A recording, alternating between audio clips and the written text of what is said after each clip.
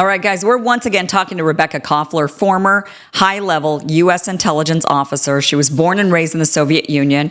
She's the author of Putin's Playbook, Russia's Secret Plan to Defeat America. And last time she was on, she broke down how U.S. actions provoked Russia and how she predicted the Ukraine war long before it happened, warnings that got her pushed out of the intel world for telling the truth because they didn't want to hear it.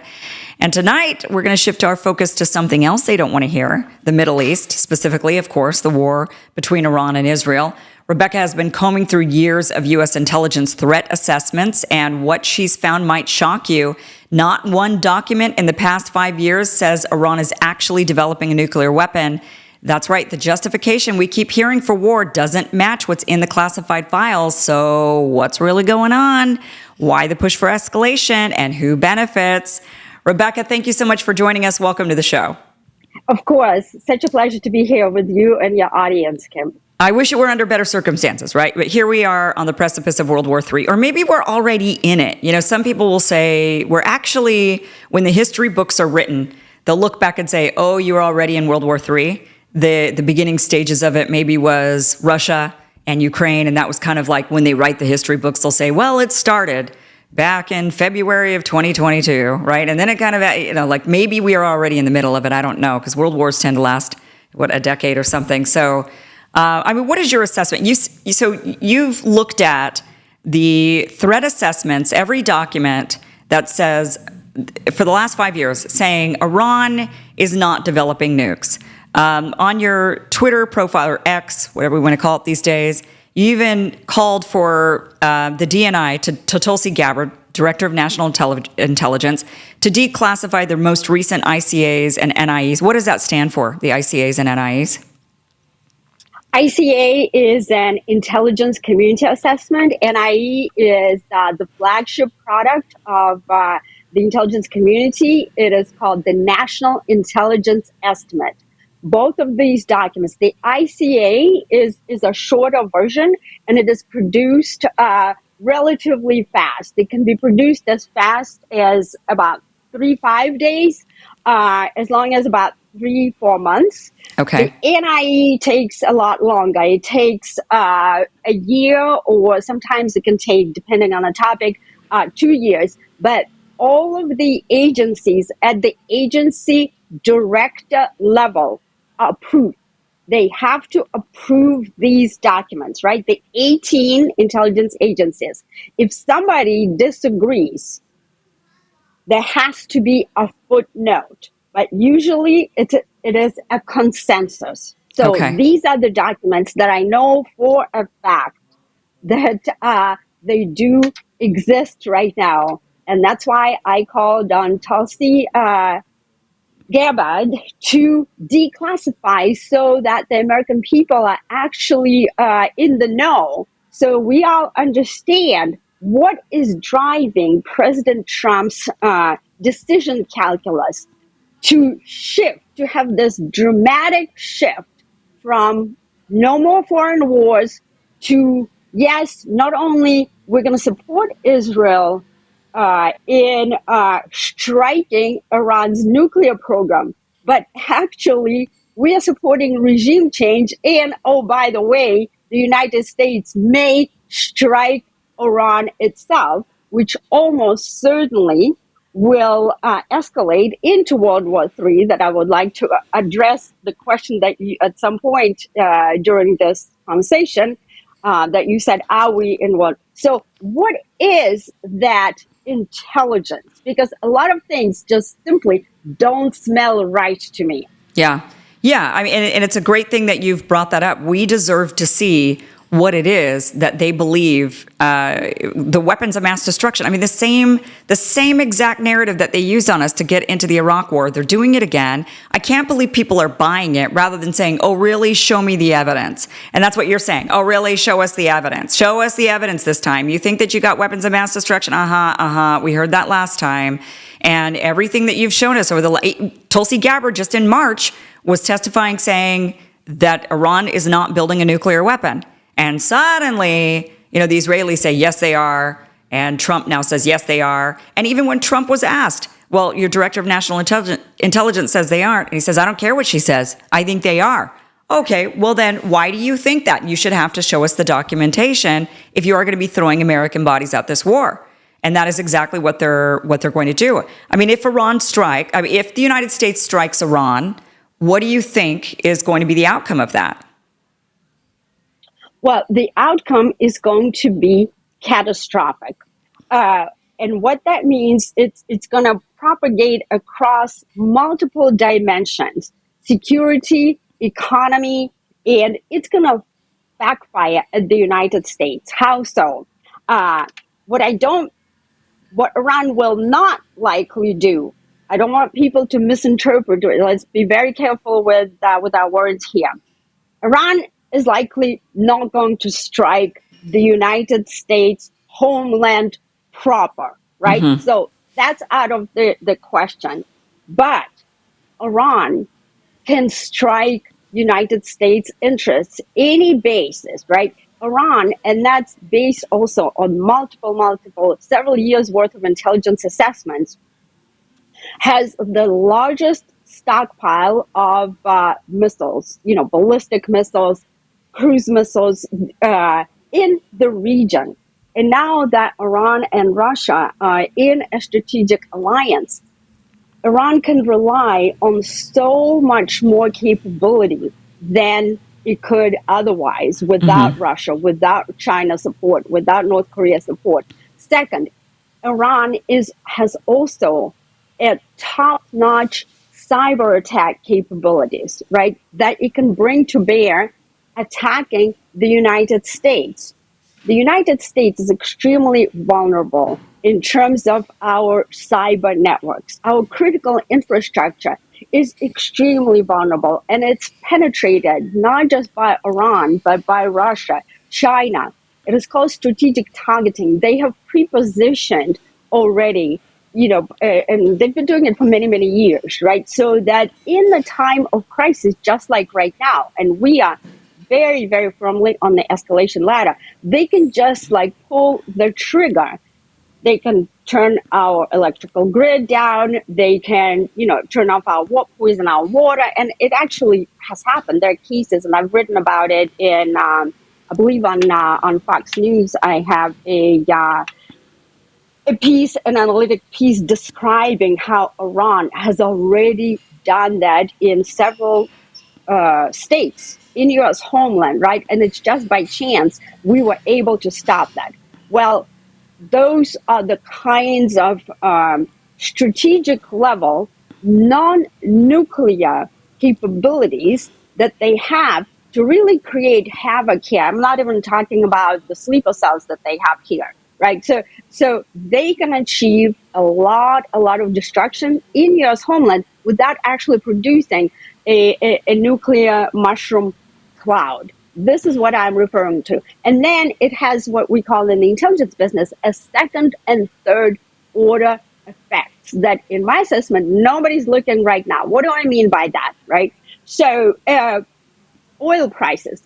Oil prices are going up if there is a major war. If the oil prices are going up, everything is going to be more expensive. Eventually, it's going to cause economic downturn. Just like when we place sanctions, those draconian sanctions on Russia, they backfired at us. Russian economy is doing well, right? Because it's fueled by the war. But nobody in the US is telling us that the reason why we had those very, very high prices on food, because once oil and gas prices go up, your transportation cost is going up on all goods, all food and et cetera, et cetera. So what we assess in the intelligence community is there's gonna be cascading effect, that we call it. Things are gonna spiral out of control. So, and a lot of the things that you can't even anticipate, you're only going to find out later how that thing is going to play out. And yeah, we played it in wargaming back in the intelligence community, and it doesn't look good. And all of these things are actually in those documents. That's why I'm telling, Tulsi, come come clean. And Tulsi is now very quiet. Have you noticed that she, is not coming out? And Right. she was a no foreign wars person. And in fact, Tulsi, just a few weeks ago, put out this very interesting cryptic video describing her visits to Japan, to Hiroshima and Nagasaki, and describing the horrors of nuclear war. Yeah. What was that all about? It seems like there's a set of characters that are working to undermine Tulsi and to undermine President Trump's no foreign wars agenda. Yeah. Yeah. We're definitely, that dream seems to be, that ship is sailing with all of our dreams on board with Donald Trump at this moment. And even J.D. Vance saying, yeah, I hear you guys, but, it's this kind of big but. You guys don't really understand. This is different. It's always this is different. This is different. Yeah, but this is different. And how many times do we have to hear that? What do you think that Iran? So my big question with this, and I'm curious about your assessment, is whether or not Iran would allow a strike for the U.S. to do a very strategic strike in Iran without retaliation. Like, would Iran say, all right, fine, you can go after Fordo, but that's it. Like, if you blow it up, you blow it up, and then that's it. Like, but then you have to stop. We're not going to retaliate on the American bases. We're just going to let that be the end of it. Do you think that there's a possibility that they would just, because that's kind of one of a little bit of the chatter is that, well, if the U.S. does not, as long as the U.S. doesn't go along with Israel's plan, because Israel's plan is full-on regime change, total chaos in Iran, carve up the country, just let it fall into chaos, create 1 million refugees, throughout Europe and into the United States. I mean, Israel's plan is catastrophic for everybody involved, except for them. They're the only ones who win on that. But if Trump is somewhat measured, doesn't go all in on Israel's plan and says, no, the only thing we care about is Iran can't have a nuke. So we're going to blow up their nuclear facilities, and that's where we're stopping. We're not going to go with the regime change. We're not going beyond that. That's the only thing we're going to do. Do you think that there's a possibility of that scenario? And what would Iran's response be if that is the scenario? Well, first of all, I disagree with that assessment. No, Iran is not going to agree with that. So, and therefore, I will not be even answering your second question. Here's why they will not agree to that. So, you have to understand why Iran wants a nuclear weapon. And it is not for the reason that most Western commentators and so-called experts say that it does. Iran does not want to destroy Israel. Yes, they do say that periodically, right? To galvanize their people, to keep that whole hatred going. But they may be homicidal, but they are not suicidal. The reason why they want to have a nuclear weapon, and in fact, it's a good time for me to put in my intelligence analysis here. My assessment is Iran already has a couple of hot ones, if you will, right? Just a couple. You can count it on one hand. The reason is not to destroy Israel, is not to destroy America. The reason is deterrence, to put the fear of God in domestic opposition, right? That is the reason why most dictators want, not the Russian guy, not Putin, but people like Saddam Hussein. Remember, he was himself kind of boasting that he had WMD. The reason is they want to appear 10 feet tall, okay, to preserve the regime's survivability. They want to have that claim, and also they have huge egos, all of these dictators. So nuclear weapons is a huge status symbol. It signals to the rest of the world, you are a major power to be reckoned with, and it is a security hedge, a security guarantee. Why, Putin is not afraid to really go after Ukraine. Ukraine has no nuclear weapons.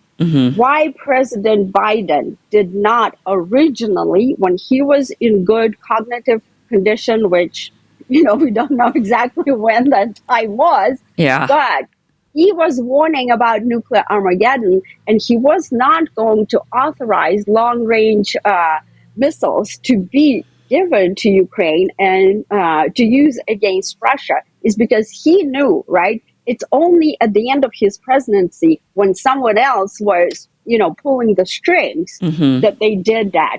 So the same thing with Iran.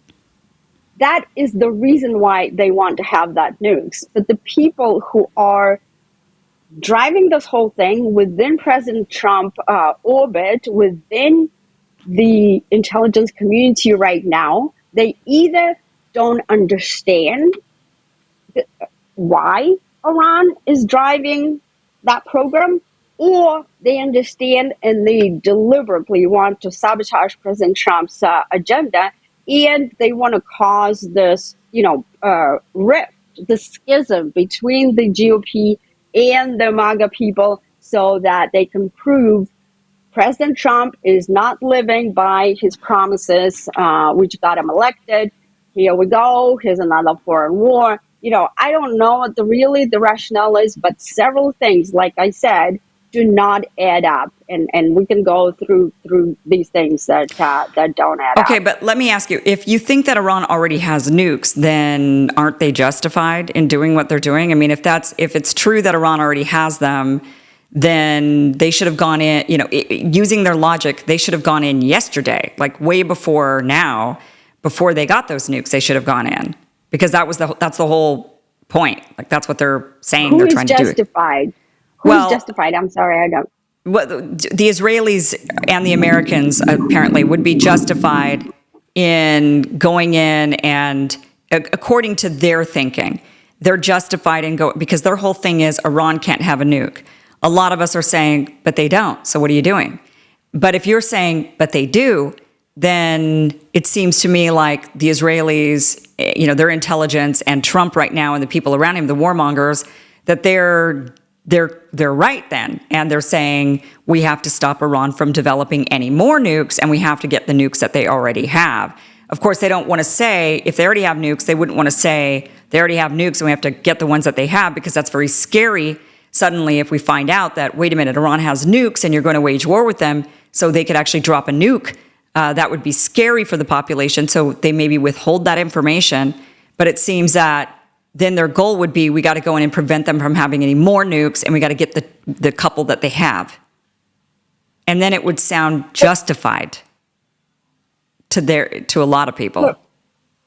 So what I don't understand is the justification bit, because what is the actual, law or the document that says, one, a country cannot have a nuclear weapon, right? Right. So then the second point I want to make is that is my analysis, right? That I make it very differently in terms of how I look at things. I do holistic analysis. Let me also nuance it. When I say they got a couple, the second part of my primary analytic line is that Iran does not have a scalable operational capability. Yes, they can have, like, what a couple of nukes can do, right? It's a psychological weapon. It is not a battlefield capability. Yeah. Okay. And so the primary analytic line right now, or whomever that is driving this whole thing is, and I don't really know what their primary analytic line, because they're not saying it. They haven't declassified it. The one that I can tell you right now, and I can quote, and like I said, I went through every single ICA, the intelligence community assessment, that declassified national intelligence assessment, which is signed off by 18 agencies, in my former agency, DIA, the Defense Intelligence Agency. And I will read to you exactly what that assessment says. And that assessment says is we continue, and I quote, this is a direct quote from the 2025, we continue to assess Iran is not building a nuclear weapon and that Khamenei has not authorized the nuclear weapons program he suspended in 2003. Okay? So what is all this rapid flip that all of a sudden the and more so, I'll tell you another assessment, the IAE, the inspectors, and it's actually in Bloomberg. There's a video on class, about 11-minute video that people can pull. Grossi actually himself is testifying, and he says that we inspectors, and he's very careful with his words, so we inspectors have not found nuclear weapons. And then he begins to qualify. We're not political leaders. We're not like recommending any kind of political decisions, go to war. No, we simply are scientists. Okay? How come all of that information is not really, it is available, it is accessible to people, but who's going to pull, the NIEs and the ICAs? Which regular American person doesn't even knows how to do that, right? And if you watch corporate media, they are all singing in unison how we should eliminate that nuclear weapons program. We should support even regime change. Every single show, all of these 4-star generals, right, that are posing as experts, although they are actually the same 4-star generals that got us to go into Iraq, they got us to go in Afghanistan. We were there for 20 years, sacrificed, 6,000 American lives, $2.2 trillion in Iraq war, another like about 5 trillion, 100,000 civilian deaths. Okay. The same generals, they are now beating the drum saying, let's do that. So it is only shows like yours and a couple of others that are really, telling the truth and saying, well, this and this and this doesn't add up. Right. And they have people like myself who actually understand what is going on and are willing to tell the American people. And I am no longer in the intelligence community. If I were in the intelligence community, I wouldn't be allowed to say what I say. Most people just salute and they go with the primary analytic line because they don't want to lose their job. I mean, this is why when I provided the warning back in the intelligence community, what Putin was going to do, what the plan was, right? I predicted that war, Russian invasion of Ukraine, because the Washington playbook was to push, Ukraine into NATO. I was basically first ostracized, and then I had to sacrifice my career because I wanted to bring the truth to the American people, and that's what I'm doing right now. Unfortunately, I am independent. Nobody can they can try to censor me, but they cannot silence me. I want to bring the truth to the American people, and I encourage Tulsi Gabbard to do the same thing right now. Declassify. It's very easy to do. It's probably like my assessment says, 3-4 page document. Declassify. Show to the American people what has changed. What has changed from January 2025 or even March 26th when she went and briefed Congress under oath, saying that Iran does not have nuclear weapons, to today, June 19th. Whatever. Well, I'll tell you what's changed is that Trump apparently saw intelligence that came from Israel and not from the United States, and he's believing it. Exactly. I mean, that's what's happened, and they're not sharing it with us. They don't have to share it with us, And that's where the intel is coming from. And the question is whether or not you believe Israel's intelligence on that, considering they're the ones that have been trying to march us into all of these wars, and they've successfully been able to do it. So, who's the sucker? Definitely us. And I'm with you. I don't see why, if we can have a nuke, who are we to say other countries can't have nukes? The reality of it is that North Korea has nukes now, and we left them alone. As soon as they got nukes, they were left alone. And a lot of other nations see that. They see what happened to Gaddafi, and then they see what happened to North Korea. And they say, oh, well, for defensive measures, for our own defense, to maintain our own sovereignty, to maintain the way that we want to run the country or whatever, whether the person be a dictator or whether it be a democracy, the reason why no one messes with the United States, why are Russia and the United States not in a full-blown hot war? Because the two nations have nukes. Why is India and Pakistan not in a full-blown hot war, hating each other? Because they both have nukes. It's created a sort of it mitigates, they're cautious. They don't want to go at it with each other because of it. And when you think about, okay, if Israel has nukes, which they quietly, loudly have, right? Then Iran having nukes would just prevent all of this chaos in the Middle East. If Iran had nukes all of this time, had they had nukes 25 years ago, I don't think we would have seen this destabilization in the Middle East the way that we have. I just don't think we would have seen it. Exactly. So you just nailed it. Nuclear deterrent is a stabilizing force. Yeah, it's ironically, right? But it is. Yeah, it seems to be. Ironically. Yeah. It is. That's why most countries want it. And I'm not condoning that Iran should have nuclear weapons. I'm just stating the fact. I'm an intelligence analyst, military intelligence analyst. We're like doctors. We're not taking sides.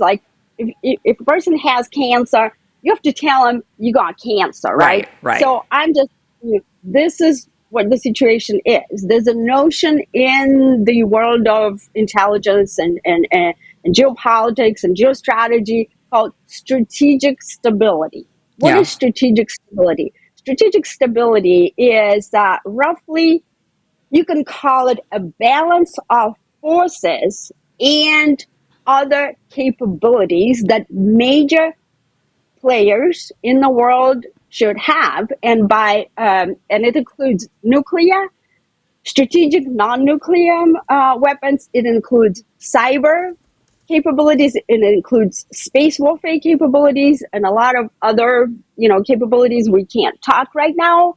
And the presence of these weapons that each of these major key players has: Russia, China, Iran, North Korea, United States, obviously, and at this point, even India and Pakistan, it guarantees that stability.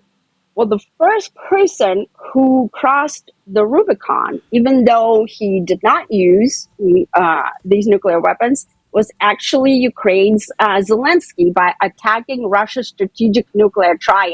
Mm-hmm. He basically opened the floodgates, and that's a whole separate conversation. But that crossing of that Rubicon has now gave permission to other actors to stage something like that. That is very easy to stage inside the United States. Yeah. For that, so that strategic stability is what these countries aim for, right? And a lot of them are dictators. Xi Jinping, Ayatollah, Putin, they're all authoritarians. But their perspective is, we are running our own country the way that we want to run it. Who are you to tell us? When they are looking at us and they see what's going on with, in Los Angeles and the millions of military-age men that we have allowed that rape our, women and children and stage this chaos, attack police officers, they're saying, well, we don't want that kind of democracy, because the assumption in Washington is that everybody wants democracy. Well, that's just not so, especially not the kind of leftist type democracy that we have now. So a lot of these dictators, they want that psychological weapon to have strategic stability so that they can do whatever that is that they want to do. And let's just not underestimate the power of their own people, right? There's a saying that the people deserve the government that they have. The Russians deserve Putin, and they love Putin. 83 to 86% approval rating. Do you really believe that Iranians would tolerate what they tolerate if at some level it didn't work for them? There is a reason why these dictators exist. You know, Saddam Hussein, Gaddafi, typically Stalin back in the Soviet Union. They put the lid on an even more dangerous group. Look what happened with Afghanistan right now. Taliban is in power. Look at Syria.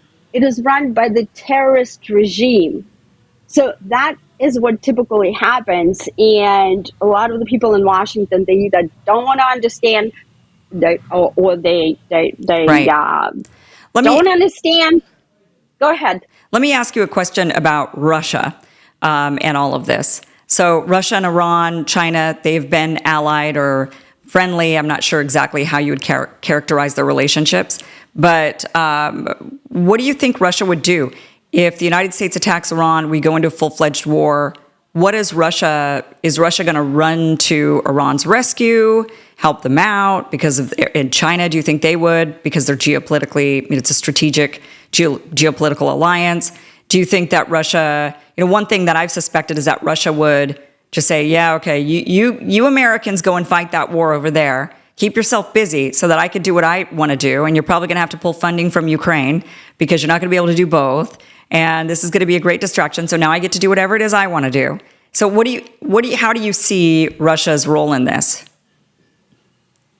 So first I'm going to say what Russia and Putin will not do.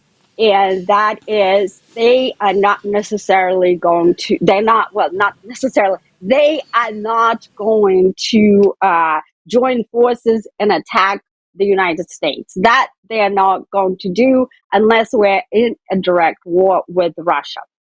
Second, Russia and China are already supporting Iran with capabilities, with air defenses and other types of military hardware. And three, you are absolutely correct. Putin is now popping champagne corks. He is just loving it that we are onto another, what we call in the intelligence business, bright and shiny object. Yeah. Because we're like a kid, we go from one thing to another to another. Russia steadily collects, intelligence on the top threat, right? It's us and China for them. That's a whole separate conversation. But they're very steady. They do what they do. We did not prioritize Russia for years because we were in those, for a quarter of a century, we were fighting these unwinnable, forever foreign wars, right? Meanwhile, Putin was doing what he was doing. Iran was doing what it was doing. Pakistan developed a nuke right under our noses, CIA's noses. So Putin is very happy. He's going to continue waging war on Ukraine. Putin knows that Ukraine is almost out of military hardware, and our own weapons arsenal is depleted to very, very dangerous levels. And again, you're not going to hear it from the corporate media, but it is true. It's going to take us anywhere from 5 to 18 years to replenish our stockpile. Even Israel's, and I think the Wall Street Journal actually reported, even Israel's stockpile of missiles is depleting right now. And we don't have the military industrial capacity to scale production that is sufficient to wage a multi-theater war, which is the main threat, intelligence threat, right? And again, this is codified in the recent 2025 intelligence assessment. Multi-theater war, which is in plain language, World War III, right? Right. Because we have on one side, we have the United States and NATO. On the other side, we will have Russia, China, North Korea, Iran, and all of those, proxies. It's like a multi-headed hydra, and the hydra fights very differently from the way we fight, and that's why it's what we're getting into is very dangerous, because the typical notion in the Pentagon is like, well, we are the 100-pound, 100,000-pound gorilla from the terms of standpoint of weaponry and technology. We're just going to roll over. Well, the Hydra fights very differently. It brings war here. It brings war to our homeland. It can trigger all sorts of things that you haven't even thought of. And yes, Putin is going to continue. Is going to stage a mass, and he already has been escalating the number of drone warfare attacks is increasing both in quantity and in quality. Yeah. So he is going for the full Monty right now, whereas prior to Ukraine's attack on Russian strategic nuclear triad, the bombers, right, that Zelensky authorized the attack on with U.S. support. By the way, U.S. intelligence was very, very closely involved in that in terms of support. We didn't pull the trigger; they pulled the trigger, but we helped. So Putin, before that attack, he would have been satisfied with the 20% of the territory that they control and have annexed. Now, after that happened, it demonstrated he's going to go for the full Monty. He's going to go for the entire country of Ukraine to establish the strategic security perimeter. This is why President Trump's peace plan fell apart. Yeah. So whoever instructed and gave permission to Ukraine to do that that's what they created. And so, no, we are not capable right now. Multiple intelligence assessments have been done. Wargaming has been done. We don't have the capability right now. The United States doesn't, to wage a multi-theater war, multi-front war. And so that's where we are at when we keep chasing, like having tunnel vision, chasing the bright and shiny object. Oh, Israel, let's go for regime change. And nobody even asks a question. Well, how's that going to work out? Like everybody's like, well, we have full control of the skies. I would be concerned if we didn't have it. It's a no-brainer to have a full control of the sky over Iran. I mean, we have tremendous capability. Whoop-de-doo. It's what happens after that decapitation strike and what happens after the regime change that Washington has absolutely no control over. And that's going to be spiraling out of control, has been war-gamed. Cascading effect is what we call it. Rebecca, well, I wish you didn't have such a doomsday message for us, but it is what it is.